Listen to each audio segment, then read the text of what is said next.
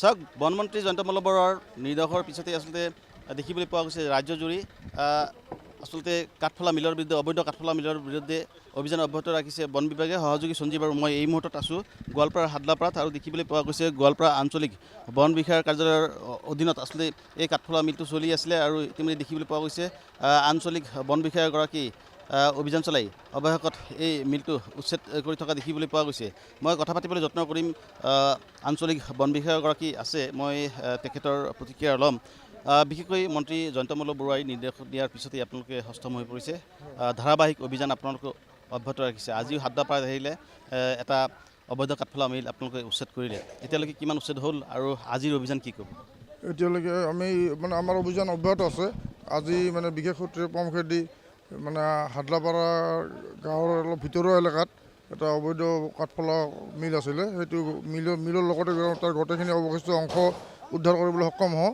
তাৰোপৰি বহুত প্ৰায় 20 পিচমান চেগুন গছৰ কুণ্ডা উদ্ধাৰ কৰিবলৈ বৃহৎ চেগুন গছ, বৃহৎ সংখ্যক হয়। আনুমানিক মূল্য কিমান হ'ব? ইয়াৰ আনুমানিক বজাৰ মূল্য 80,000 টকাৰ ওপৰত হ'ব। আৰু কি কি জব্দ কৰিলে?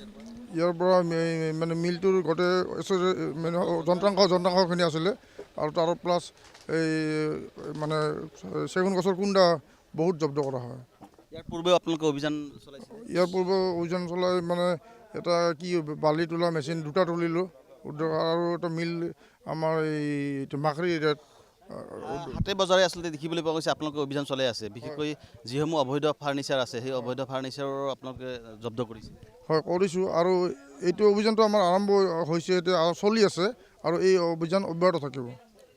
নিশ্চয়কৈ আছিলে গোৱালপাৰা আঞ্চলিক বন বিষয়া পবিত্ৰ ৰায়, তেখেতে অভিযান চলাই আচলতে দেখিবলৈ পোৱা গৈছে যে বৃহৎ পৰিমাণৰ যি চেগুন গছৰ কুণ্ডা, সেই কুণ্ডাসমূহ তেওঁ জব্দ কৰিছে। সমানে সমানে ইয়াত যি যন্ত্ৰাংশ আছে সেই যন্ত্ৰাংশ জব্দ কৰিবলৈ সক্ষম হৈছে। আৰু বিশেষকৈ মন্ত্ৰী জয়ন্ত মল্ল বৰুৱাৰ নিৰ্দেশৰ পিছতেই ৰাজ্যজুৰি অবৈধ কাঠফলা মিলৰ বিৰুদ্ধে বন বিভাগে তেওঁলোকৰ যি অভিযান সেই অভিযান তীব্ৰতৰ কৰি চলিছে আৰু গোৱালপাৰাতো এনে অভিযান অব্যাহত ৰাখিছে। আৰু গোৱালপাৰাৰ বন সংমণ্ডল প্ৰাধিকাৰী তেজছ মনুস্বামীয়ে উল্লেখ কৰিছে যে ইতিমধ্যে তেখেতসকলে যি যাৱতীয় ব্যৱস্থা সেই ব্যৱস্থা গ্ৰহণ কৰিছে আৰু ধাৰাবাহিকভাৱে জিলাখনৰ বিভিন্ন প্ৰান্তত যি অভিযান সেই অভিযান অব্যাহত আছে।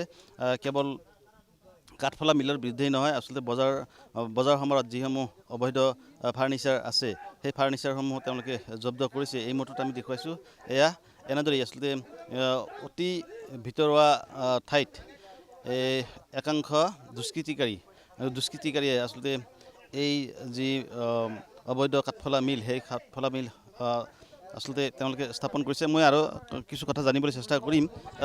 দাদা, ইতিমধ্যে যন্ত্ৰাংশ আপোনালোকে পালে, অভিযান চলালে, কিন্তু ইয়াত কিবা তেনেকুৱা মানুহ ধৰা নাই, এতিয়ালৈকে মানুহ আমি পোৱা নাই, কিন্তু আমাৰ ইনভেষ্টিগেশ্যন চলিব আৰু একেবাৰে ভিতৰত য'ত মানুহ ঢুকি নাপায় তাতে একদম ভিতৰৰ একদম ডেন্স এৰিয়াত তেওঁলোকে এই মিলটো বহাইছিলে।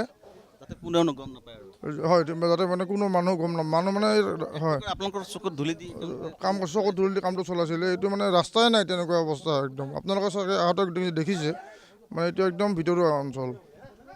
নিশ্চয়কৈ সহযোগী সঞ্জীৱে দেখুৱাইছে। আৰু ইতিমধ্যে মই উল্লেখ কৰিছোঁ যে মন্ত্ৰী জয়ন্ত মল্ল বৰুৱাৰ নিৰ্দেশৰ পিছতেই হস্তম হৈ পৰিছে বন বিভাগ আৰু বন বিভাগে জিলাই আচলতে অভিযান চলাই তেওঁলোকে আচলতে এনেদৰে অবৈধ কাঠফলা মিলসমূহ উচ্ছেদ কৰিছে।